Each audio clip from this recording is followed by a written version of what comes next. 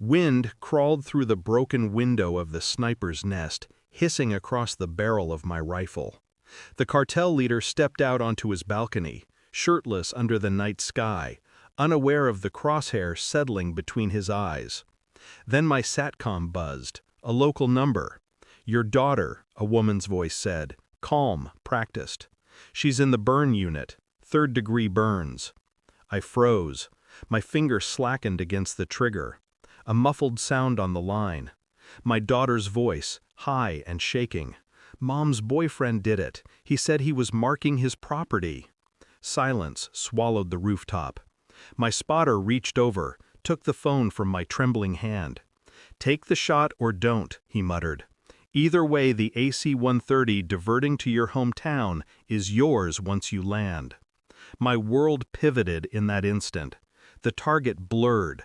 All I saw was her tiny voice, caught in the static, and the man who thought he owned her. I exhaled, forced the rifle down. The mission dissolved into white noise.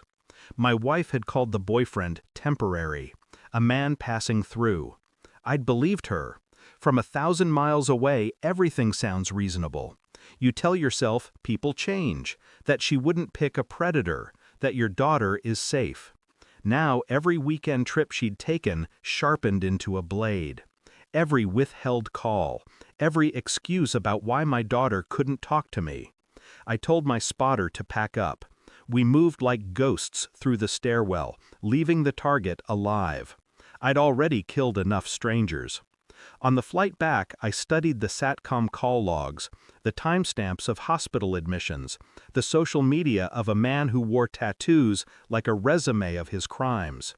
He smiled from photos beside my wife's car. Inside me, the rage wasn't fire. It was ice, forming structures, angles, plans. I didn't go to the hospital first. I went to the house. Empty. Her perfume still clung to the hallway like a lie.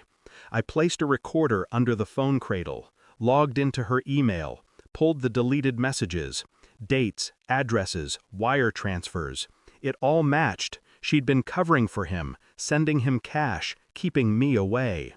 Then I went to the burn unit. My daughter lay curled on her side, back swathed in white gauze, eyes too old for her years. She tried to smile when she saw me. I asked nothing. I didn't want her to relive it. Instead, I noted every detail of the nurse's story, every inconsistency, every signature on every form. I left before my wife arrived, watched from the far corner of the parking lot as she strutted in, sunglasses at dusk, carrying coffee for the man beside her, the man whose face I'd memorized through a scope. The hospital's security footage gave me everything. Him signing in as a stepfather. Her handwriting approving alternative discipline notes. The pattern was deliberate, bureaucratic, and damning. I built a dossier like a mission packet. Financial trails, custody papers, photographs, witness statements from neighbors who'd heard screaming. I didn't leak it. I let it accumulate mass, like a round in the chamber waiting for the trigger squeeze. When it was ready, I called her to meet me at a neutral place, an attorney's office she thought was about estate planning.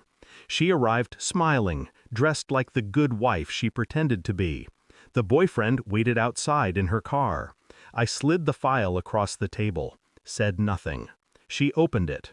1 page, 2, 3. Her fingers trembled. Then she looked up at me and saw, for the first time, that I wasn't the man she'd been lying to. "I've already filed," I said quietly. "Emergency custody, criminal charges, federal jurisdiction." She tried to speak. I raised a hand. "Don't." Outside the window, 2 plain sedans pulled up. Men in suits got out, badges glinting. They weren't here for me. "I let you pick him. I let you lock me out of my own child's life," I said. "But I won't let you hurt her anymore." She whispered his name like a prayer. I leaned forward. "You both marked her. Now you're marked." The agents moved fast. Her boyfriend in cuffs before he knew they were there. Her phone ringing unanswered on the table. I didn't smile. This wasn't victory. This was extraction. Weeks later, the courtroom smelled of cold paper and fluorescent lights. She sat in chains, eyes hollow, watching the custody order grant me sole guardianship. Her boyfriend faced separate charges, sealed and federal. My daughter healed slowly. She asked once where her mom went. I said, somewhere safe. It was the closest I could get to a truth she could bear. At night, I sit in an empty apartment with my rifle broken down on the table, piece by piece, like a confession. I clean it, but don't assemble it. I think about the cartel leader still alive on his balcony. How easy it would have been to squeeze the trigger that night. But this was harder, cleaner. I didn't fire a shot. I just gathered data, lined it up, and let the weight of the truth do what bullets couldn't. Sometimes vengeance is a hammer. Sometimes it's a file dropped into the right hands. I look at my daughter sleeping on the couch, the glow of a cartoon flickering across her bandages. They marked her. Now the record marks them. And me? I'm already gone, moving somewhere colder, where rage turns to strategy, and strategy turns to silence. Thanks for watching. Don't forget to like, share, and comment. Subscribe now to Cheating Stories Insight World for more amazing stories.